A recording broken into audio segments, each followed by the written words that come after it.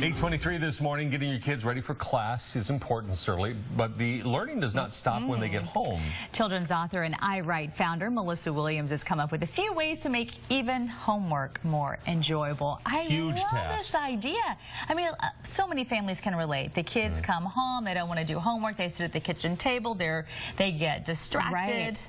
And you know, I even did a Facebook poll asking parents what is their child's least favorite thing about school. Homework was #1. So we want to make sure that we create a positive association to homework, to studying, now that we're getting into this new routine with back to school. It's all about changing behaviors, but in order to do that, we have to change the mind first. Basic rules of psychology. So you like the idea of having an area that's designated simply for homework.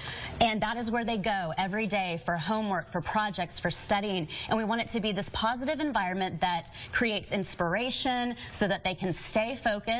One thing that you can do for kids is get some of that focus-driven music. Focus at Will is a great option. I love that myself because I get distracted. So, you know, I didn't know about that. That's smart. So how do you get that? It's just an app. So Focus at Will, you can go, and it's this positive, forward-focused type music that kind of goes into a loop so that kids can get into the zone. So we want them to be in the zone with nice, bright colors that keep them inspired but not distracted, and things that will inspire them. Have them come up with their own inspirational quotes so that they feel good about where they are. And you have some of these ideas right here, so this might be an idea of what you could have in this space for them. Exactly, and you want to have that common vision in the home. So it's really good to create a visionary experience for kids starting at a young age. And a visionary is just someone who plans ahead and they can imagine the future. And so we want to encourage imagination in the home, especially when they're always in front of screens. We want them to be able to see their future in their head. So having planning charts, journals where they can come up with some of their goals for the school year, and even timelines. It's a good thing to start in the early ages so that they can go ahead and have inspiration to be goal-minded. How do these approaches translate or perhaps evolve as kids get older?